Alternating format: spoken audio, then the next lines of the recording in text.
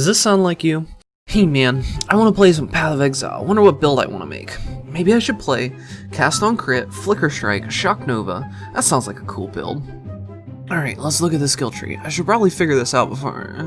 whatever, I know how to do this. Approximately 10 hours later. Dude, this build sucks! I can't do anything and it doesn't even work! Why did I do this? I should have just done a math build. I wasted so... But wait! You too can make your own build that functions decently well and is able to complete most of the game. Probably. By using the hard-learned mistakes of others to forge your own Path of Exile build. So let's get into it. A quick disclaimer before we begin. This guide is not going to teach you how to make a build absolutely from scratch. This video is to be used as a tool to learn how to find a build you want to play and fine-tune it to your own needs. Remember, making your own build in Path of Exile can be tough, but if you want to be the very best, like no one ever was, subscribe to my YouTube channel for more content, and don't forget to like the video if it helped you out. It lets me know what kind of content you enjoy seeing. Also, I stream on Twitch every weekend at twitch.tv/bigducks, so if you want to see a train wreck happen in real time, you know where to find me. Discovery phase. So the first step to actually making a build is to figure out what skill you want to play. So some of the methods I use range anywhere from going on to peewee.ninja and taking a look to see what all of the meta slaves are running.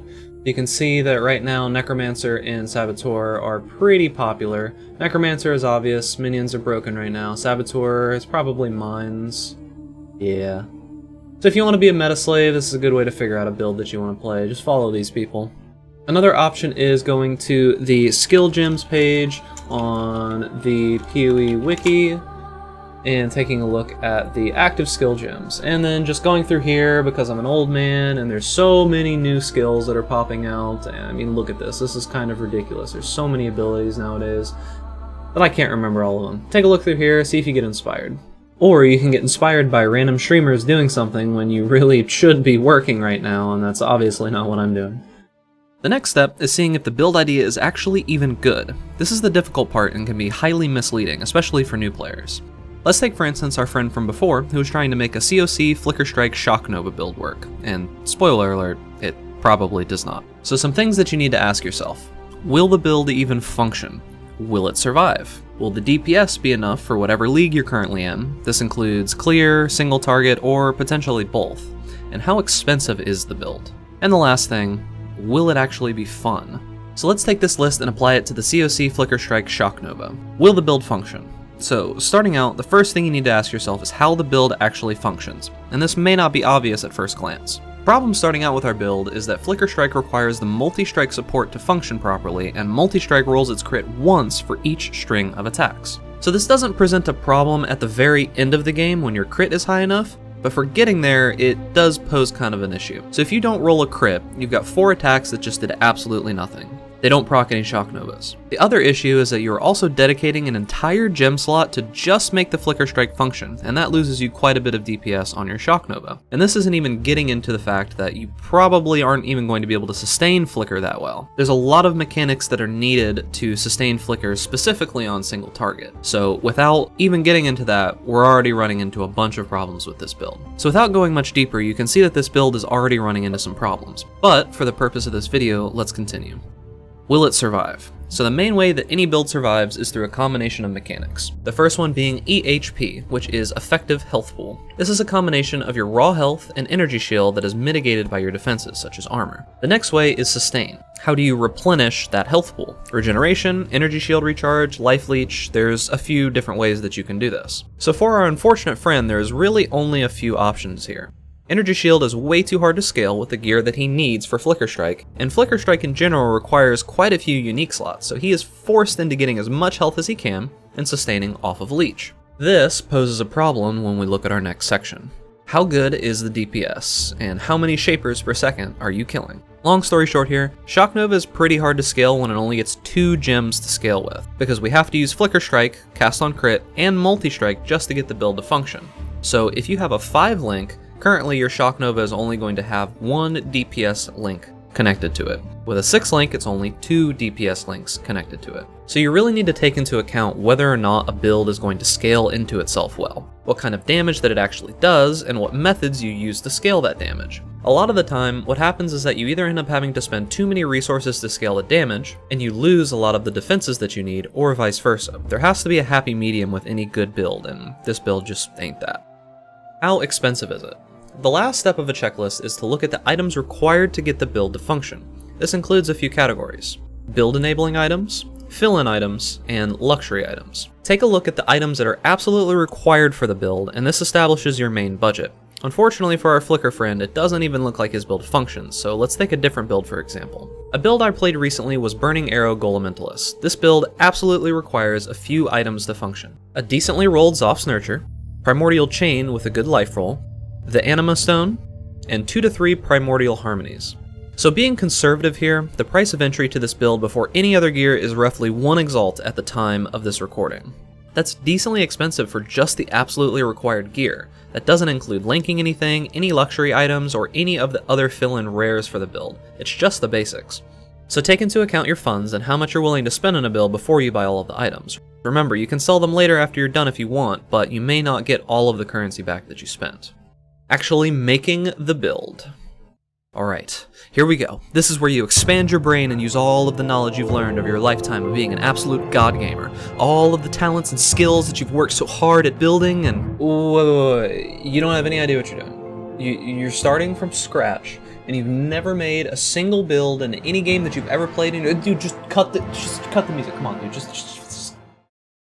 So this is the part you've been waiting for, right? This is the moment that you probably skipped through the video to find, and you want the juicy secrets that I'm getting ready to reveal, right? Well, unfortunately, this part isn't really going to be that surprising. What I'm going to do is I'm going to go through how I made my most recent build and give you the thoughts that I had behind it. So the build that I made most recently is a Ice Storm Cast on Crit Cyclone build. So what we're going to do is we are going to go through the process that I went through to actually make this build. So the way that it worked is that originally I was thinking about doing something with a Juggernaut. I'd played Hoa Juggernaut a couple of leagues ago, I think it was Synthesis, and Hoa Juggernaut was one of the strongest mechanical builds that I had ever played. It was Hoa Juggernaut, Molten Strike is what the build was. I was thinking to myself, well, I wonder if I can kind of recreate that build. And what I found is that when I looked at the different items that you can use to scale intelligence, Ice Storm was the main one that seems to be popular right now since Molten Strike got nerfed. I went here and I looked on PoE.ninja just to see what most of the top people were doing, and I see an overwhelming amount of Ascendants are doing Ice Storm. Click Juggernaut, kind of got upset that Juggernaut wasn't a thing, so initially I tried to force the Juggernaut and I realized that it just really wasn't going to work out. I wasn't able to scale enough intelligence. So what I did is I looked at Occultist, I looked at Guardian, and I looked at Ascendant, and I just decided in the end that Ascendant is going to be the easiest way to get this build done. So I go through here, I initially sort by DPS and just kind of look at the average damage that I'm going to be getting.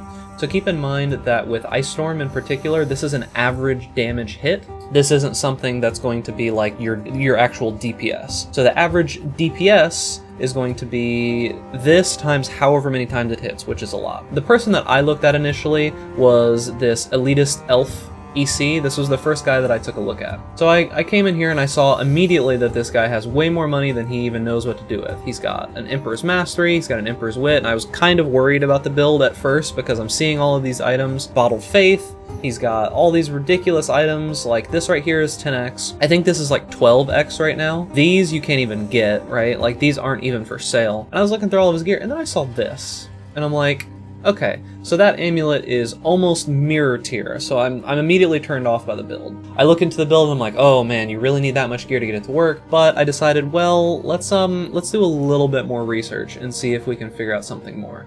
Go down here, find someone with more realistic stats, like let's look at this guy, right? He's probably got very good gear, but his items are probably slightly more realistic. Yeah, okay, so he does have an Emperor's Wit, which is super expensive, and the Watcher's Eye with the energy shield, but the rest of his gear is a little bit more realistic here. So he's got Astramentus, which is a lot cheaper than that other amulet. He's using Wise Oak. He doesn't have Bottled Faith. He's just got pretty good gear. This is something that you could realistically hope to achieve. The gear in and of itself isn't insanely expensive. You don't even have to use an Astramentus. But the next step is looking at what the people actually take, like what passives and such that they take. If you look here, what it mainly looks like is he's just trying to get as many jewel slots as possible. You can see he's got like 1, 2, 3, 4, 5, 6, 7, 8, 9, 10. He went for a jewel slot here, he went for a jewel slot there, jewel slot there, jewel slot there, jewel slot here, there. Oh, he's going towards one right there. That looks like he's trying to get to that one. He's got that jewel slot, that jewel slot, that jewel slot. So he's mainly going for jewel slots, right? And also we can see that he's going Occultist, Inquisitor as well. Those are the two that he decided to choose. So what I did is I took all of this and I decided, so let's take his POB code and we will load up into POB. So we'll go back and we will make a new build and we will import his build. So now we can take a look at kind of what he's actually doing. This says that he's got 41,000 average hit. So we can see 2,300 mana. He's got a little bit of underserved mana, just enough to be able to actually use the build. This build functions off of using Cyclone with cast while channeling. So it actually really doesn't cost a lot of mana because you don't link the Cyclone to anything, right? It's just a 2-link. The way that Ice Storm functions is that anything that's socketed into this item is connected to the Ice Storm skill. So you don't actually have to have it linked. So what we do is we just link Cyclone and cast while channeling in a 2-link in the staff, and then you link the other 4 in the staff as well. So now I'm saying, okay, so the build isn't insanely expensive to get going, and I'm taking a look at his items. His items are honestly a little bit good. Like this is achievable though. This is something that you could eventually do. So now that I've seen that the build is possible, I'm gonna try to go back and see if I can find a couple more people or people doing different things. So let's see. So let's take off Ascendant. Let's look at Guardian. So the few people that are doing Guardian, they look to be doing okay damage. This guy looks like he's going low life though, so it seems like low life is something the Guardians are doing. So Crown of the Inward Eye is something that I had thought about as well because it gives you all of the transfigurations. You scale a lot of energy shield and you scale a lot of mana in this build, so you get good use of soul and mind. This is probably just so that he can have as many resistances as possible. Honestly, this build, especially if he's going to be using a Chevrons, is going to be pretty starved. Yeah, between Chevrons and Crown of the Inward Eye, he's going to be pretty starved. He uses a 3-rat talisman. This is actually pretty good. It's 15% increased attributes. He's not using any of the crazy jewels. He's not using any of the crazy flasks. So, taking a look at this, he is a Guardian, so let's go ahead and import him. So we'll go back to POB, and we'll import his build instead, right? So we're going to take a look at this. So he has 65,000 average hit, right? His gear is probably a little bit cheaper, I would say, to obtain for the amount of damage that he's getting, but overall it doesn't look like he's going to be able to scale as well. If I want to be more defensive, because the Guardian, for example, if we go and take a look at the passives over here, so he's going to get Harmony of Purpose, which means that you're going to be gaining a bunch of power, frenzy, and endurance charges just naturally because you're a Guardian. You're going to be getting a lot more auras because you're going to be reserving your life. He gets removed curses and elemental ailments from him every 5 seconds, and he regenerates some of his life, which translates into energy shield because of Zealot's Oath. So this is definitely a more tanky version of the build. It's probably in the end not going to do as much damage as the other one just because the top end is a lot lower. As you can see, some of those people were doing like 133k average damage. His is only at about 65, and he's got some pretty good gear, and that is with Pain Attunement. The tree in and of itself is very, very similar. So this could be an option if you were looking to have maybe more defenses for a little bit cheaper. Honestly, this is probably the better choice for the average person, but let's go back and look a little bit more. So there are a few people that are running Occultists. Well, it's actually only one guy, so we're not even going to take a look at that. Sample size is too small. So the next thing that you can do is you can actually go to the pathofexile.com, and you can go to the forums, and you can take a look to see if there's any guides for people doing this build. So let's go to Scion. This one here, so Ice Dancing Queen. If you want, you can just follow these builds and then you don't need anything from this guide. However, I think it's worthwhile to take a look at what everyone else is doing because not everybody's going to have the perfect guide for this build. Like this guy, for example, it doesn't look like he does anything having to do with the Guardian, right? So there might be something in here that he doesn't know about. That is most of what I do. I take a look to see what the top people in the charts are doing, and you can see the vast majority of people are running almost the same exact build. So in this case, it looks like it's just best to actually follow what these people are doing because everyone is doing just about the same thing. If we look at the passive tree heat map, you'll see that it's very dark in these sections right here. You'll see most people are really running the same things. They're going this path that we saw before, where you go up to here, you come around this way, and you grab this jewel slot here. Almost everybody is doing this build. So it's probably a good idea to just follow what they're doing because, let's be honest, if you're watching this guide, you probably aren't a super high-end theory crafter, so trust what they're doing. If everyone is doing the same exact thing, it's probably for a reason. This isn't always the case. There might be something else. Another build that I ran was the Golem-Mentalist, right? So this isn't a super popular build, but you can kind of whittle it down by choosing the Anima Stone, and you can see what everyone's doing. You'll see a lot of them are just doing all kinds of stuff here, but you'll see this guy is running Vol Burning Arrow. But this is a build that I ran with Burning Arrow. Now if you look at the passive heat tree here, way different. Everyone seems to be doing a different thing. Some people are going over to here and grabbing this life and getting heavy on this side of the tree, and then other people are going all the way over to here and getting the avoidance from this section of the tree. So depending on the build, there might be a huge split and you may need to do more research into seeing what you want to do. Wait, I think you forgot a step. Wasn't there supposed to be something about it being fun? You play video games to have fun? What are you, some kind of casual?